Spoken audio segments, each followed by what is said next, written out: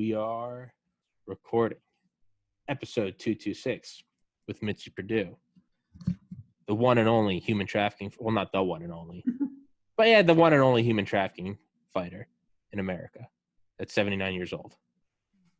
Yeah, there may not, to my knowledge, the UN recognizes 2,000 anti-trafficking organizations, and depending on the cutoff of the size of ones that aren't recognized by the United Nations, there are at least 40,000. So, you know, I am not unique in this field, but I do think that there is a limited number of women who are 79 who are part of this, and I love being my age, so I've got no problem telling everybody 79, everybody. Yeah. Well, it's no, you are more apt and sharp than most 49-year-old people I know. So that's just. I do love you, Tommy. By the way, so that our listeners and viewers know, Tommy Kerrigan is going to be so famous in just a few years. He's going to be the next Joe Rogan.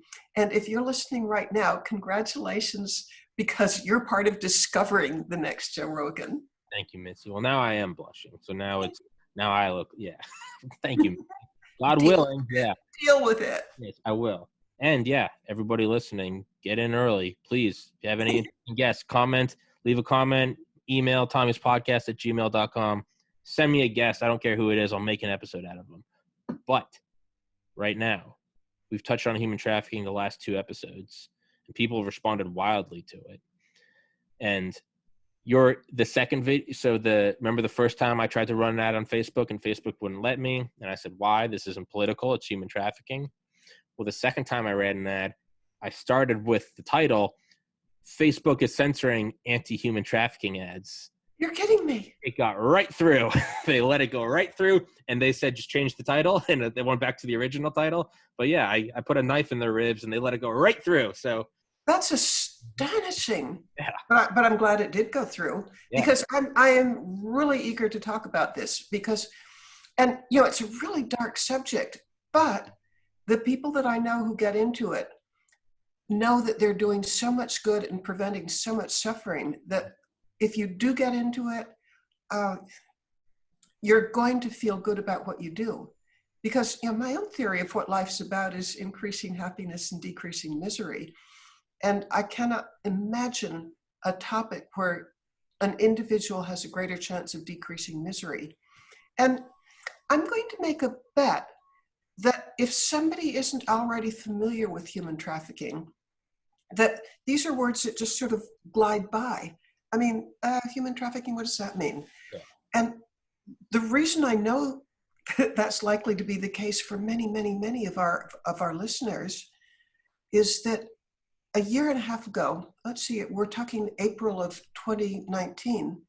To me, the word human trafficking would just glide by. I didn't know what it meant. You know, it sounded awful, but who knows? And it wouldn't be a focus of attention. But then there's something that happened that just rearranged my life. I saw something that I couldn't unsee. And it was a video. It was part of a lecture that I heard by a guy named Paul Hutchinson. And he showed videos of, I'm going to guess, maybe 20 little girls from Colombia, where he had this spectacular raid, which interrupted what was on its way to being an orgy of using these little girls for sex. And I looked at their faces, and I'm a grandmother. I've got a granddaughter roughly that age. And you look at the faces, and between despair and terror, it's something that you can't unsee. Well, so that left me, the word human trafficking meant a lot more to me after seeing what these little girls were up against. Well, that particular story has a happy ending, because using paramilitary and retired military people, they actually had a full-scale rescue, and their perpetrators ended up in jail. Yay. Awesome. But that did mean that I started wanting to know more about human trafficking. And here's what I learned about those little girls. A little girl who's trafficked, and let's say she's 12 years old. She's going to be forced to have sex with strangers 10 or 12 times a night. and that's 365 days a year. She may be violated 3,000 times in the course of a year. And can you imagine the pain and misery, first for her, but then think of her parents, her mother.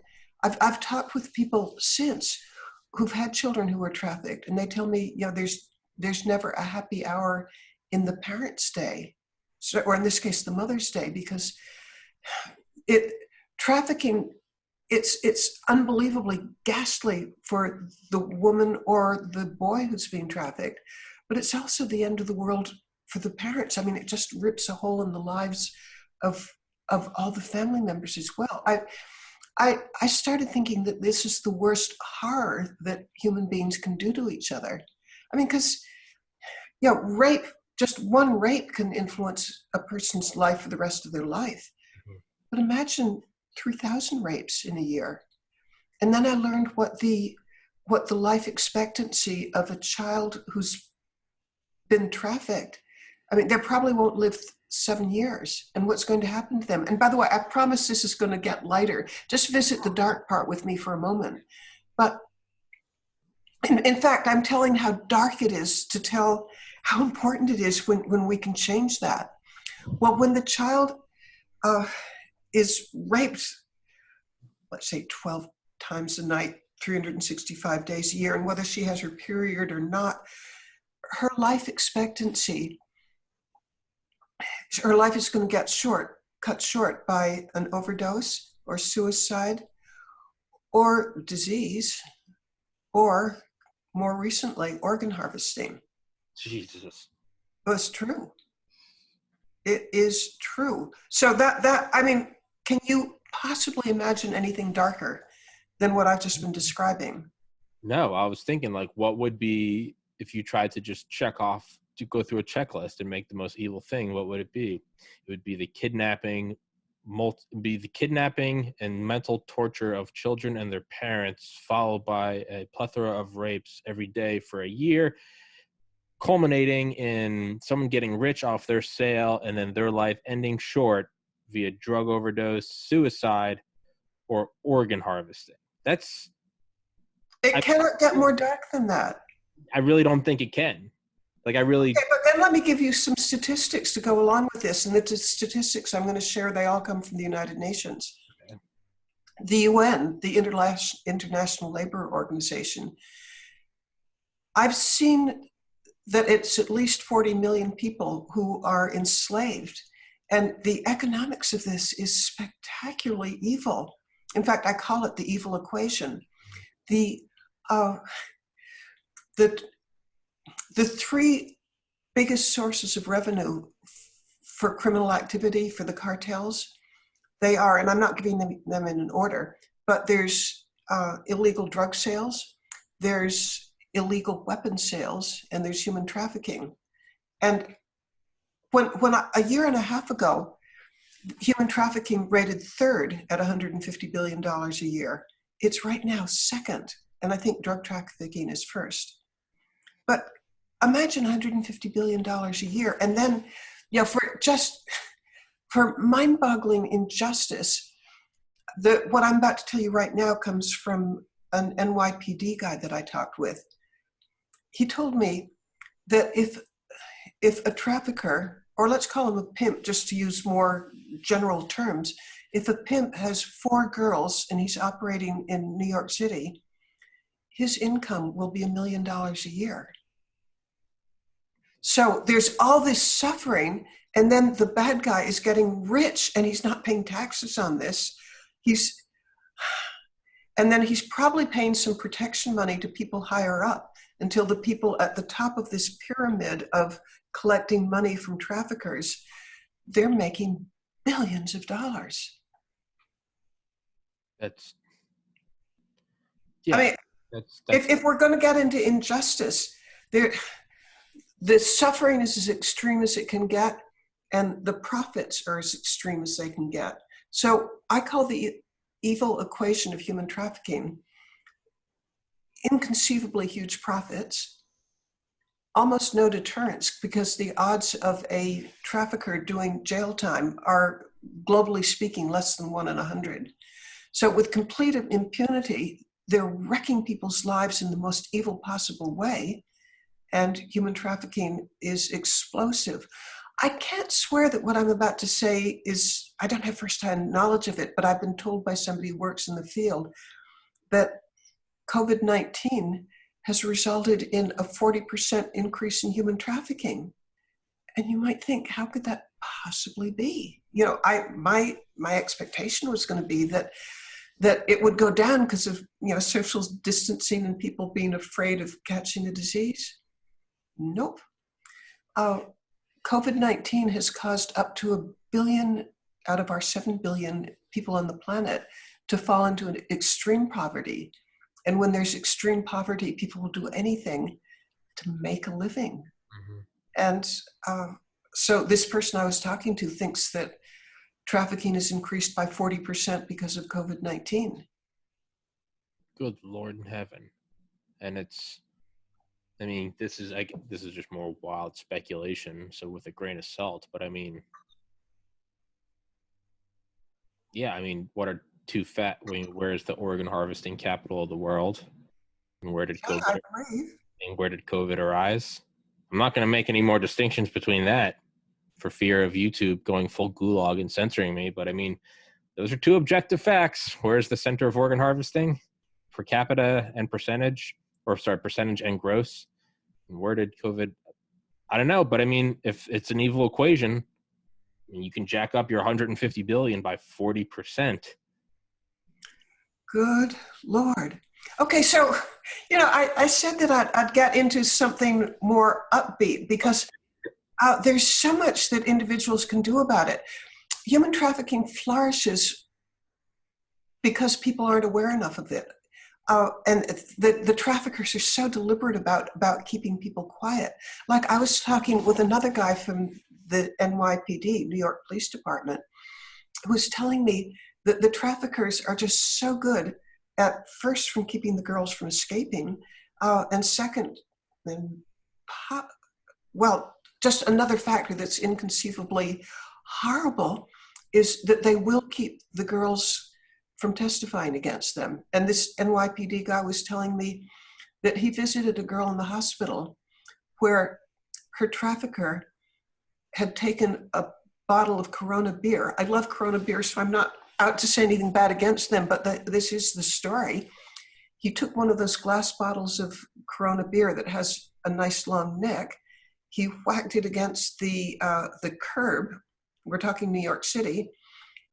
Broke it off, then held the girl who was trying to escape from him, held her in a vice-like grip where with his elbow, he's holding her head against his chest, you know, like in a vice-like grip.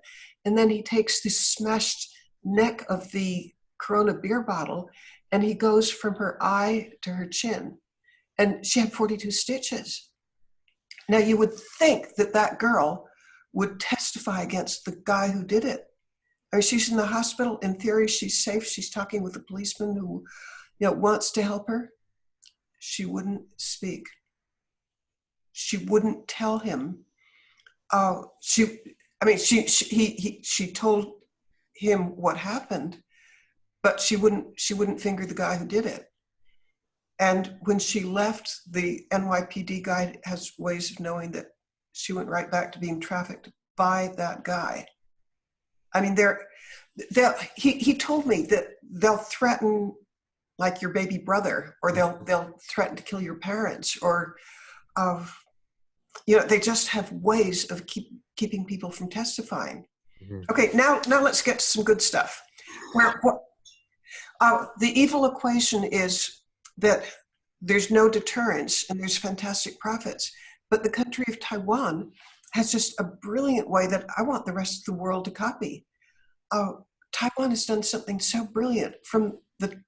I believe from the president of the country on down, they've made it a priority to do something about human trafficking.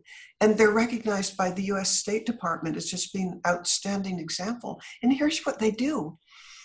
They have budgeted enough money to have safe houses, and I think it's like a complex of houses where if a girl is trafficked, when they rescue her, they'll put her in this safe house for, it could be for half a year, until she gets to testify against the bad guy. And if they need to have her family in there as well, they will.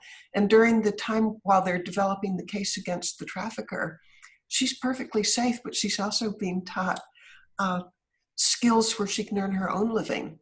Because one of the terrible problems is you rescue a girl who's been trafficked and she has no skills, and she needs food, she needs shelter. She'll go back to making a living the only way that she knows, even though that's the worst possible nightmare for her. Starvation, beatings, rapes, but she'll do even that in order to have a roof over her head and food in her mouth. But so here's what Taiwan's done. It's broken that cycle of the girls being unwilling to testify against their traffickers because they simply are safe. They're guests of the government until the person who's threatening them is behind bars. And the net result of that, and I hope I have these statistics right, but don't hold me to them because they're kind of from memory. But I visited Taiwan, and I talked with the retired police officer who was in charge of this. I think he may have been in the head of the Taipei police force, but he told me that they had 463 convictions. That means 463 guys off the streets. But he said even better than that, the traffickers now have to keep in mind that what was never true before is true now, that they may be in jail for 10 or 15 years. And so suddenly there's a deterrence and trafficking just drops. And our State Department recognizes that this approach works. So if only we could get countries throughout the world to budget for providing safe houses for girls or boys who are trafficked until they can testify, so that there's a deterrence. Well, that's one factor in the evil equation. That's the factor of that there's no deterrence because people are scared to testify against the traffickers. The other factor is that simply extraordinary profits. I mean, $150 billion. You can't. Yeah. I mean, there are many countries that don't have anywhere near that income. And in this case, it's tax-free, and the people and it's tightly interwound with arms trafficking and drug trafficking. So if you can attack the income for the people at the top of the pyramid who are raking in billions and billions of dollars, but how would you do it? Well, just recently, and what I'm about to share with our listeners and our viewers, I can tell you the overall sort of outline of the solution, but I'm not sure I've got the details right. I have to do a lot more digging, but directionally, I'm certain that I'm right. And here goes. There's a group, it's the International Fraud Group, that gets called in, and probably for the last 15 or 20 years, when a big company has a problem with counterfeiters. And I'll tie this back to human trafficking in a moment. But hypothetically, supposing you're Microsoft, actually I think it is Microsoft we're talking about, but in case I'm wrong, let's just say a big computer company named Microsoft. Well, big computer company is getting ripped off to the tune of tens of millions, maybe $100 million a year because people copy their software. And they hire people to shut this down, but it's whack-a-mole because there's one guy who has lots of copies of Office or Excel or whatever, and they sell the disks out of the trunk of their car, and you shut him down, and 5 others just come up again. So the International Fraud Group had the idea, you're attacking it on a retail level. Let's go farther up the pyramid to the wholesale level, the people who are really making the money. They discovered that maybe there were 20 crime families that were part of the software counterfeiting, and using military grade expertise in maneuvering in the dark web, using artificial intelligence, taking advantage of big data, they were able to crack the way that the bad guys have of keeping their money, their $150 billion. No, wait, I've got to back up because we're still talking computers.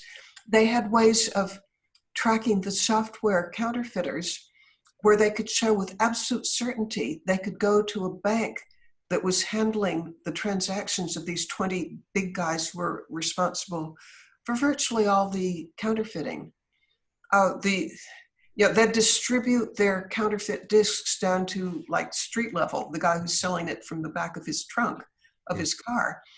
The people who were really making the money and were the 20 families that were responsible for, how about all of it? The International Fraud Group could find the transactions, and they could prove to the bank that was handling the transactions, you realize you're handling hot money, you're money laundering. Now the bank has and actually there are several banks involved, but every one of them had an extreme motivation for freezing the account and allowing the big computer company to seize it. Mm-hmm. Because, and here's the motivation that the bank has. If you can prove beyond any shadow of the doubt, which they are able to do, that you're doing money laundering, the reputational damage to the bank is an extinction level event. Yeah. The bank wants to cooperate. And even supposing the bank didn't want to cooperate, then they're up against fines and maybe even being shut down.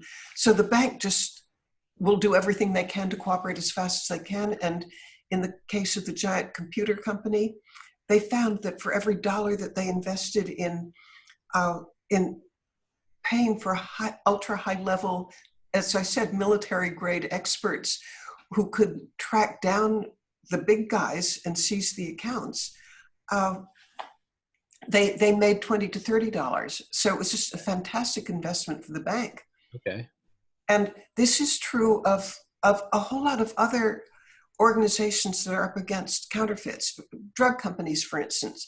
And I've heard the name Pfizer, but I won't swear that Pfizer's one of them, but I kind of think it is. They pay people to find out and freeze and seize the assets of the counterfeiters. And guess what? The counterfeiter's up against a terrible problem because, first of all, he's not getting his $30 or $50 million that he was hoping for. But then on top of that, he's got a whole ecosystem of like lawyers and accountants and administrative support that he can't pay. And it becomes just a total bust for him. And the big software company whose name Microsoft I haven't been mentioning, I know I'm directionally right in this, even if the details aren't correct, but the counterfeiters go elsewhere because it's no longer a viable business model for them. If they work hard illegally and make all this money, and then the big software company takes it, I mean, it shuts it down. So it's an extraordinarily effective model. Mm-hmm. But the model only works when there's an industry that's being damaged, like a big pharmaceutical company, a big software company, because they will self-finance the cure. And you can't count on local law enforcement to do it, even though they'd love to do it. But local law enforcement doesn't have the transnational reach that an international group would be. And then on top of that, they're stretched as thin as can be with rapes and murders and arson and whatever other local thing that they're trying to put a lid on. And they do not have disposable income to solve Microsoft's problem. Yeah. Well, what if we could do something similar with human trafficking? Now, the great big obstacle to this is the victims of human trafficking aren't like one company, like a pharmaceutical company that can self-fund the cure for their problem. So how do you get 40 million people who are being trafficked? How do you get them to fund, like, let's say it's a retired FBI guy or a retired special ops guy. And people bid for these guys. I mean, I've heard of one person who gets $250,000 a year for his expertise. How do you get them? How do you get a big pool of money to attack a global transnational problem. And it occurred to me, and this is brainstorming at this point, and boy, if any of our listeners or viewers have ideas on this, please contact me, mitzi@mitziperdue.com. And Purdue is spelled like chicken, not like the university. It's Perdue. I'll So put that in the description. mitziperdue.com. What if there's were a huge charity that would fund this, or maybe a conglomeration of charities, and since it's hot money and it's certainly not going to go back to the traffickers, I mean, in theory, there could be tens of billions of dollars, which could be plowed back into the foundation to even expand hiring more and more people until you seriously interrupt the business model of the traffickers. It could be, or possibly again, when you've got 20, $50 billion that are at stake, and maybe it's even 150 billion that goes through banks through hot money.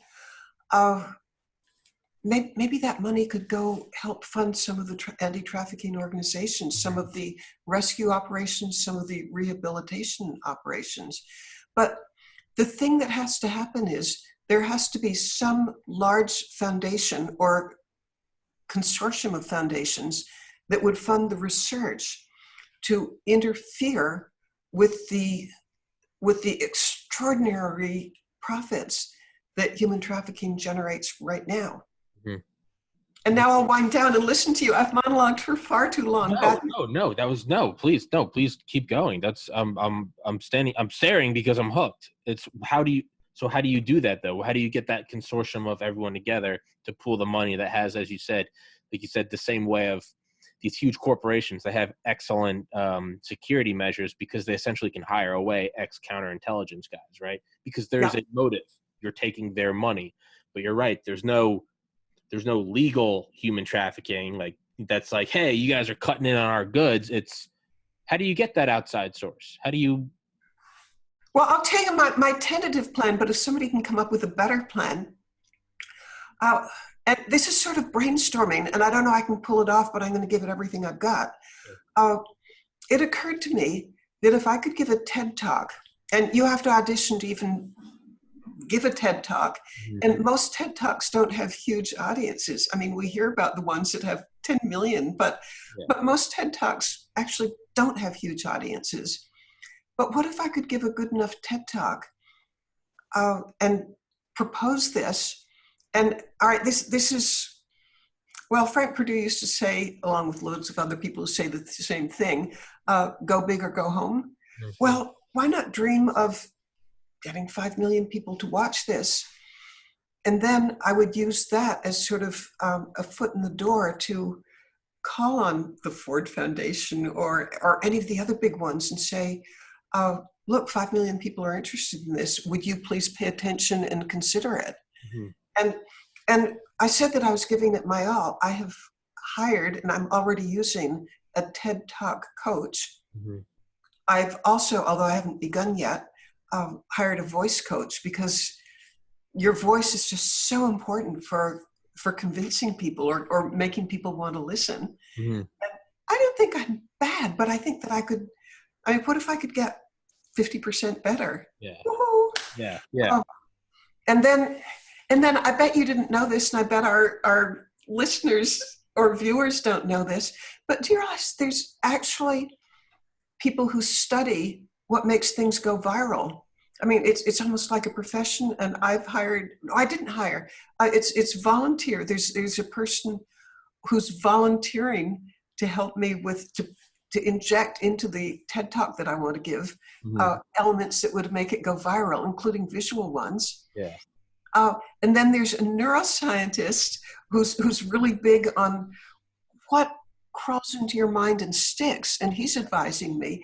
And I figure, I'll take all the help that I can get. Anybody who has ideas for how to make the world's best viral TED Talk, the goal of which is to attack one of the worst scourges that afflicts humanity, I'd sure like to hear from you. And again, that's Mitzi, Mitzi, at mitziPurdue.com. That's the way you got to go about it, though. You're right. Is you got to take it like a military operation. You know, it's like if you ever see like behind the scenes or something in like the NFL or the NBA, and like you see them out you're like, sure, these guys practice around the clock, but you see in the locker rooms and it's just like different things they're doing or different therapeutic things they're doing or different. You're like, what the heck is that? And you realize you're like, oh, these businesses, because each team is a corporation, like they have billions to throw at different therapies and stretching. And it's because it's a game of inches, literally and figuratively. Yeah. They're giving it everything they've got. I'm giving it everything I've got. Yeah. I mean, even to the extent of trying to improve my voice. And by the way, I haven't started with a voice coach yet, but I do know that they like you to like vary your pitch or speak softly or speak loudly or talk rapidly or talk slowly, things that you may have no idea why you like to listen to one person rather than another, but they use all these techniques. And I want to use them all. Well, I said you do have a relaxing voice, and that's something some people have, and they've actually broken it down into a science, and it's ASMR, autonomic sensory meridian response, and it helps people relax. It helps some people use it for sleep, but I remember experiencing it the first time I ever experienced it. I was like 7, and I just remember my kindergarten teacher was explaining something to me. And I realized that it wasn't even what she was explaining, you know, it was like addition. But I was just like hooked on listening because I was very, very relaxed. And it's what works for some people doesn't work for other people. But some people can just talk very well in a way that I don't even know if it can be learned. I think it's just how you do it. You've got it. I mean, yeah. I've tagged you as the next Joe Rogan, and it's partly because you've got a great voice. Oh, thank you. But then on top of that, you ask great questions, and you're responsive. I mean, you've got it. You've got it. Yeah. Oh, I wanted to share while we're on this subject of voice. I'm a member of the National Speakers Association, and they have all these wonderful events where speakers can go and up their game. Well, one of these, it was a national convention where I heard the following. There was this guy, and he stood up in front of probably 2,000 or 3,000 people, and he spoke in absolute gibberish. There was not one word that was an English word, although it kind of sounded, it sounded like English. Mm-hmm. But everybody was we were all on the edge of our chairs listening to him because, you know, he'd have this intonation, he'd you know, his voice would rise and fall, and it would just carry you along. And he did it without saying a single word in any known language. And the point of all this was to convince us how important voice is. Yeah. That somebody talking nonsense can have you hooked. Yeah. I mean, if there's proof of it, that's it. Yeah, just not even saying anything in a known language, just because it can all be broken down into a science, and everything can be broken down. I mean, I know McDonald's puts the benches in their restaurants, they put them at like a 2-degree angle down, and it's because they want you to come in, right? And they want you to buy, but once you sit down, once you've bought your product and you're eating, you're dead weight to them. You're no longer buying anything. Now you're just taking up their room, using their bathrooms. So they want you to come in. They use everything to pull you in, you know, the colors and the smells and the whatever. But their seats are actually designed for you to not stay there any longer than you finish your meal, but then you don't do this and relax. They want you sitting there and just unconsciously just going like, let's leave, because you're not enjoying it. But every little thing can be, point of that is it can all be broken down into a science, right? It's like rhymes and alliteration. It's shown that it acts as like, those are like natural scaffolding for your brain. Like you will remember things, you know, that's why there's acronyms. That's why there's, you know, or in 1492, Columbus sailed the ocean blue. It's little things that you remember. Please excuse my dear Aunt Sally, that instead of parentheses, exponents, you know, so yeah, I mean, that's the way to go about it. And to really wrap it around, that's how you have to face these people, these human traffickers, who are also going at it with a military operation mindset. They're not just winging it. Hey, maybe it works, maybe it doesn't. I mean, when you're literally trafficking human cargo, they are cutting every corner they can, or in your case, cutting that woman's face. It's so literal and figurative cutting of corners. You have to go against it with that. You have to go, you can't just waltz on in and, hey, let's end human trafficking. You know, you got to lock and load and be like, if we're going to do it, we're going to do it. If we're not going to do it, let's not do it. So I think it's beautiful. Well, as I said, I'm giving it everything I've got. And I have to leave now, alas. I hate to. No, you said 30 minutes. I got you. I'm sorry. I didn't. Okay, but please invite me back because, okay, here I want to motivate you to invite me back. And here it is. Okay. After I've had a month or so of voice coaching, let's see if there's a difference. Absolutely. It'll be fun to find out. Well, I was going to ask you. I said you have to come back on and see if I can tell. Because otherwise, you got to go smack your voice coach around. But yeah, Mitzi, you are always allowed on this podcast. You have a running guest slot. I love it. Very few guests have that, but I've given them running guest slots, less than 5, where they can just. Tommy, you're just absolutely the greatest. And 5 years from now, I'm going to say, I knew him before he was rich and famous. Yeah, you do. You can be like, hey, look, I was on episode 226. You know, now he's on episode 5000. I was there in the originals. I was there when he was still above his parents' garage, right? Yeah, it's so there you go. Thank you, Mitzi. Mitzi Purdue, winthisfight.org, and I'll put it in the description in the top comment. And I will email you with those guests we discussed before I started recording. I would definitely love to follow up on. Sound good? Well, till next time, and I look forward to it very, very much. All right, Mitzi, thank you so much. Stay safe, God bless, and thank you for everything you do. Thank you. Bye.